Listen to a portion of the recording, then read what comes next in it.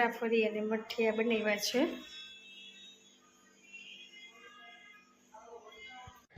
જો હવે અમે કામ પતી ગયું છે ઘરકામ, એટલે અમે બધા પાછળ વાડીમાં જાય છે। જ્યાં બધી નાળિયેરી વાવી છે, હવે સરસ થઈ ગઈ છે। અને આ મગફળી છે, મગફળી પણ સરસ છે, એટલે અમે ચક્કર મારવા નીકળ્યા છીએ બધાય। તડકો એવો થઈ ગયો છે અત્યારે।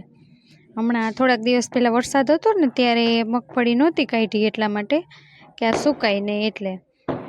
અને વરસાદ પડી અને જો મગફળી કાઢી લીધી હોય તો એ મગફળીને ઘણું નુકસાન થાય છે, ઘણી જગ્યાએ થયું પણ છે, એટલે અમે કાઢી નથી। અને આમાંય મોડી વાવી હતી થોડી, એટલે હજી થોડી કાઢવાની વાર છે, લગભગ દિવાળી પછી કાઢવામાં આવશે। જો અમે બધા ચાલીને આમ જોવા જઈએ। જો આ બાળકો કેટલા નાના છે, એ મજૂર છે, ત્યાં કામ કરે છે। ક્યાં ગયા નથી કે એક મોટું બાળક હોય ને, નાના બાળકને સાચવતું હોય, અને એના મમ્મી પપ્પા જોવામાં ખેતરમાં કામ કરતા હોય। જો બધી સરસ મગફળી છે, આ બાજુ કાકાની મગફળી અને અમારી બંને મગફળી સરસ છે। અને જો હમણાં બાજુમાં ખેતર આવશે ને તમને બતાવીશ।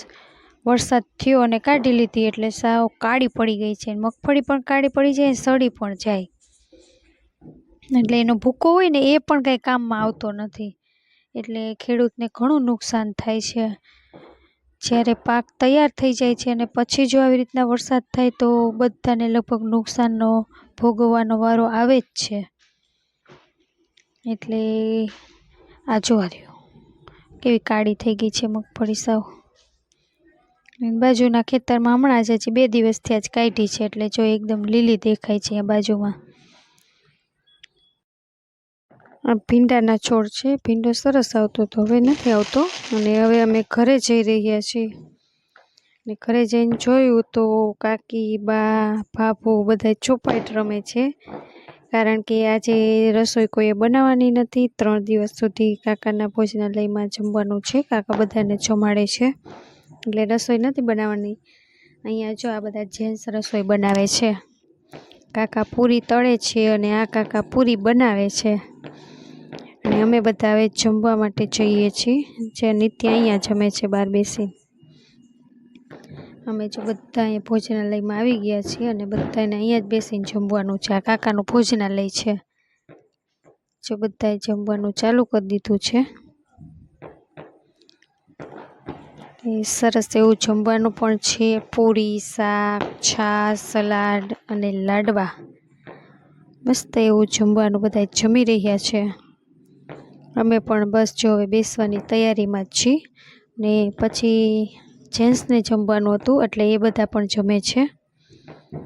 આવી રીતના પહેલાંના વખતમાં જો આવી રીતે બેસીને જમવાનું હતું, ને એ પ્રથા પાછી અમે ચાલુ કરી, એટલે બધા જો ફરીથી એવી રીતે જ બેસીને જમે છે। હવે તો આવી રીતે નથી હોતું।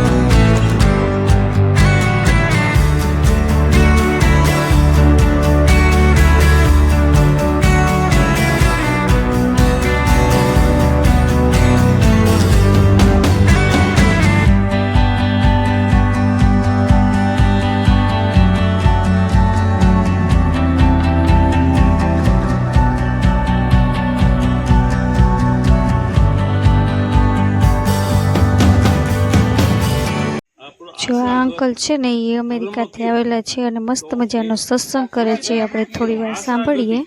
આશા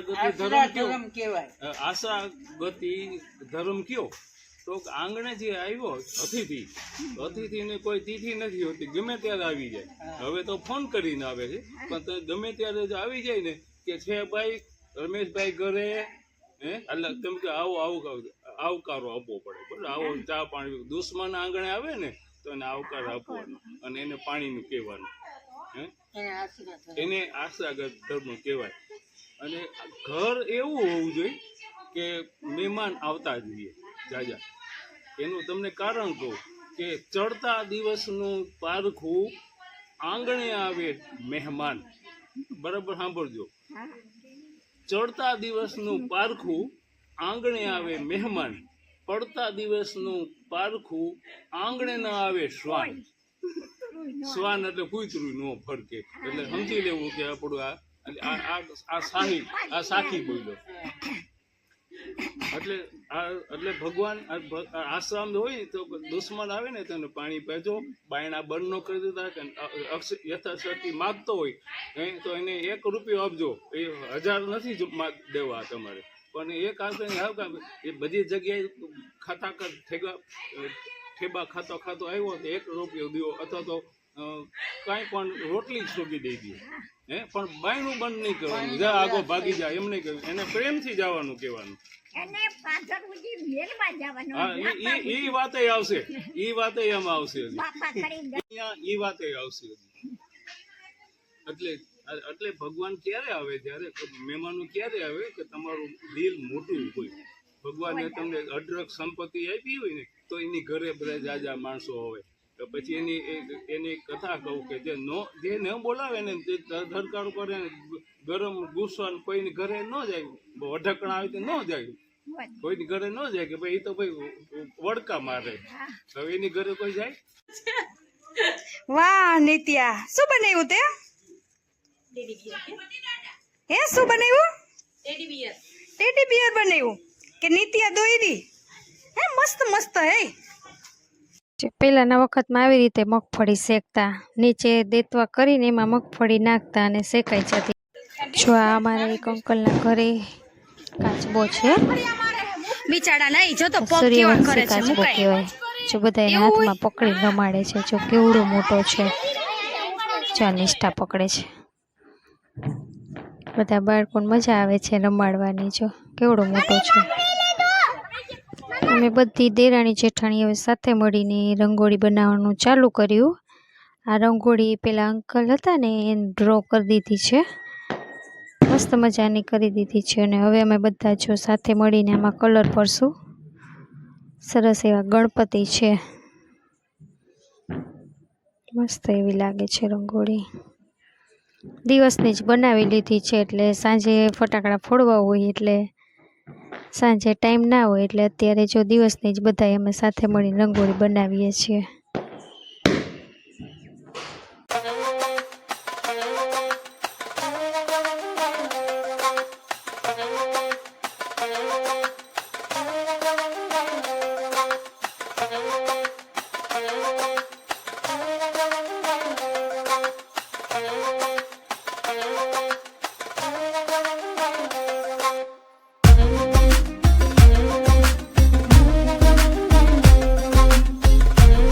હોળી પૂરી થઈ ગઈ છે અને સાંજનું જમવા માટે અમે બધા આવી ગયા છીએ અહીંયા ભોજનાલયમાં. આજે મસ્ત મજાના બાજરાના રોટલા અને રીંગણા ભરેલાનું શાક છે, વરાળ્યું. સરસ એવો ટેસ્ટ છે. જો બધા જમી રહ્યા છે. આવો પ્રોગ્રામ અમારે 3 દિવસનો છે. ખૂબ મજા આવે છે, ખરેખર તહેવાર જેવું લાગે છે. આવું હોવું જ જોઈએ દર વર્ષે. બધા ખૂબ એન્જોય કરે છે.